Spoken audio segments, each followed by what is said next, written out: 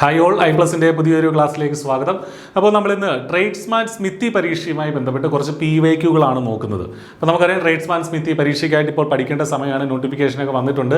നോട്ടിഫിക്കേഷനിൽ തന്നെ 23ഓളം വേക്കൻസികളുള്ള ഏറ്റവും മികച്ച ഒരു പോസ്റ്റ് തന്നെയാണ് ഈ പറഞ്ഞ ട്രേഡ്സ്മാൻ സ്മിത്തി എന്നുള്ളത്.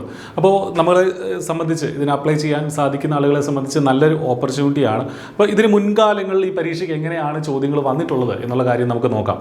ആദ്യമായിട്ടാണ് സ്റ്റേറ്റ് വൈഡായിട്ട് ട്രേഡ്സ്മാൻ സ്മിത്തി പരീക്ഷ നടക്കുന്നത്. മുൻപ് ജില്ലാ അടിസ്ഥാനത്തിലായിരുന്നു പരീക്ഷകൾ നടന്നിരുന്നത്. അപ്പോൾ പഴയ കുറേ ചോദ്യ പേപ്പറുകൾ അവൈലബിൾ ആണ്. അപ്പോൾ അതിൻ്റെ അടിസ്ഥാനത്തിൽ നമുക്കറിയാം എങ്ങനെ ഏത് ലെവലിലുള്ള ക്വസ്റ്റ്യൻസ് ആണ് വരുന്നതെന്ന്. അപ്പോൾ അത്തരം ചില ചോദ്യങ്ങളാണ് നമ്മൾ ഈ ഒരു വീഡിയോയിൽ ഡിസ്കസ് ചെയ്യുന്നത്.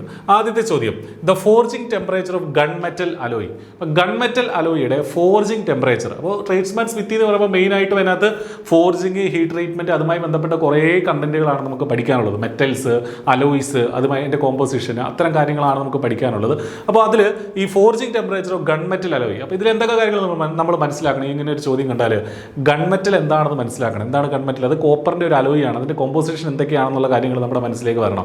പിന്നീട് ആ ഗൺ മെറ്റൽ അലോയിയുടെ വർക്കിംഗ്, ആ ഒരു ഹോട്ട് വർക്കിംഗ് നടത്തുമ്പോൾ ഫോർജിങ് ടെമ്പറേച്ചർ എത്രയാണെന്നുള്ളതാണ് നമ്മളോടുള്ള ചോദ്യം. അപ്പോൾ അത് നിമി ടെക്സ്റ്റ് ബുക്ക് നോക്കി തന്നെ നമുക്ക് പഠിക്കേണ്ടതായിട്ടുണ്ട്. 250 ഡിഗ്രി സെൽഷ്യസ്, 950, 1200, 600 ഏതാണ് കറക്റ്റ് ആയിട്ടുള്ള ഉത്തരം? അപ്പോൾ ഗൺ മെറ്റലും അതുമായി ബന്ധപ്പെട്ട അതിൻ്റെ മെൽറ്റിംഗ് പോയിന്റ് തുടങ്ങിയ കാര്യങ്ങളൊക്കെ അറിഞ്ഞാൽ ഉത്തരം എഴുതാൻ പറ്റും. 600 ഡിഗ്രി സെൽഷ്യസ് ആണ്, 600 ഡിഗ്രി സെൽഷ്യസ് ആണ് ഇതിൻ്റെ ഉത്തരം എന്ന് പറയുന്നത്. അതായത് 600 ഡിഗ്രി സെൽഷ്യസിലാണ് ഈ ഫോർജിങ് നടത്തുക, ഗൺമെറ്റലിൻ്റെ ഫോർജിങ് നടത്തുക. ഗൺമെറ്റൽ എന്ന് പറഞ്ഞാൽ 88% കോപ്പറും 10% വരെ ടിന്നും 4% വരെ 2 മുതൽ 4% വരെ സിങ്കും അടങ്ങിയ ഒരു അലോയി ആണെന്ന് പറയുന്നത് ഗൺമെറ്റൽ. Copper, tin, zinc. അപ്പോൾ ഇതൊരു അലോയി ആണെന്ന് മനസ്സിലാക്കുക. അലോയി എന്ന് പറഞ്ഞാൽ എന്താ? ഒന്നിലധികം മെറ്റൽസ് അല്ലെങ്കിൽ ഒന്നിലധികം എലമെന്റ്സിന്റെ കോമ്പിനേഷനാണ് ഈ പറഞ്ഞ അലോയി എന്നുള്ളത്. അപ്പോൾ ഇതാണ് ഗൺമെറ്റലിന്റെ ഒരു കോമ്പിനേഷൻ എന്ന് മനസ്സിലാക്കുക. ടെമ്പറേച്ചർ 600 ഡിഗ്രി സെൽഷ്യസ് ആണ്. ഇവിടെ വെച്ച് തന്നെ നിങ്ങൾ പഠിച്ചങ്ങ് പോവുക. ഈ ഫോർജിങ് ടെമ്പറേച്ചർ 600 ഡിഗ്രി സെൽഷ്യസ് ആണ് ഗൺമെറ്റലിന്റെ എന്നുള്ളത്. PSCയുടെ ഉത്തരം ഇങ്ങനെയായിരുന്നു. രണ്ടാമത്തെ ചോദ്യം, the accuracy of depth micrometer. അപ്പോൾ നമ്മൾ മെഷറിംഗ് ഇൻസ്ട്രുമെന്റ്സിന്റെ കൂട്ടത്തിൽ മൈക്രോമീറ്ററും വെർനിയർ കാലിപ്പറും ഒക്കെ പഠിക്കാറുണ്ട് അല്ലേ? അപ്പോൾ അതിൽ അതിന്റെ മൈക്രോമീറ്ററിന്റെ ആക്യുറസി എത്ര എന്നുള്ളതാണ് ഇവിടെ ഒരു പ്രത്യേകം പറയുന്നത്. ഡെപ്ത് മൈക്രോമീറ്റർ എന്താണ്? ഈ ഡെപ്ത് മൈക്രോമീറ്റർ, മൈക്രോമീറ്റർ നമുക്കറിയാം വളരെ പ്രിസൈസ് ആയിട്ടുള്ള ഒരു എക്യുപ്മെന്റ് ആണ്. പ്രിസിഷൻ അളവുകൾ അളക്കാൻ വേണ്ടിയിട്ടുള്ള എക്യുപ്മെന്റ് ആണ്. ഡെപ്ത്, അതായത് വെർട്ടിക്കലായിട്ടുള്ള ഡെപ്തുകൾ അളക്കാനുള്ള എന്താണ് ആഴം, അതായത് ഒരു വർക്ക് പീസ് ഉണ്ടെങ്കിൽ അതിന് എത്ര ഹൈറ്റ്, വെർട്ടിക്കലായിട്ടുള്ള ദൂരങ്ങൾ അളക്കാനായിട്ട്, ചെറിയ വളരെ പ്രിസൈസ് ആയിട്ടുള്ള ദൂരങ്ങൾ അളക്കാനായിട്ട് നമ്മൾ ഡെപ്ത് മൈക്രോമീറ്റർ യൂസ് ചെയ്യുന്നത്. എത്രയാണ് അതിൻ്റെ ആക്യുറസി അല്ലെങ്കിൽ ലീസ്റ്റ് കൗണ്ട് എത്ര ആണെന്നുള്ളതാണ് ചോദ്യം.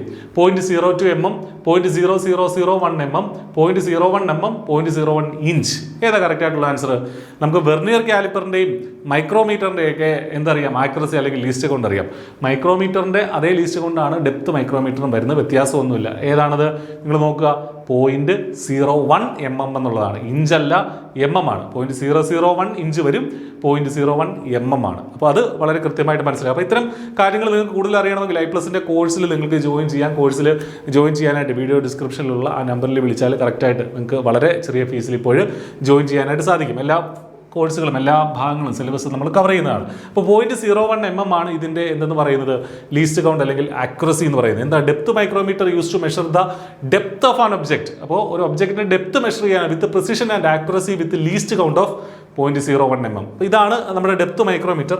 ഇതിൻ്റെ ഈ ഒരു ഭാഗമാണ് നമ്മൾ വെച്ചിട്ട് ഈ മെഷർമെൻറ്റ് ഇവിടെ നടത്തുന്നത്. അപ്പോൾ മൈക്രോമീറ്ററിൻ്റെ വർക്കിംഗ് തുടങ്ങിയ കാര്യങ്ങളൊക്കെ നമ്മുടെ ഇതേ ചാനലിൽ തന്നെ നമ്മൾ പല വീഡിയോകളായിട്ട് ചെയ്തിട്ടുണ്ട്. നമ്മുടെ കോഴ്സിലൊക്കെ അവൈലബിൾ ആണ്. അപ്പോൾ അതൊക്കെ പഠിക്കണം, നിർബന്ധമാണ്.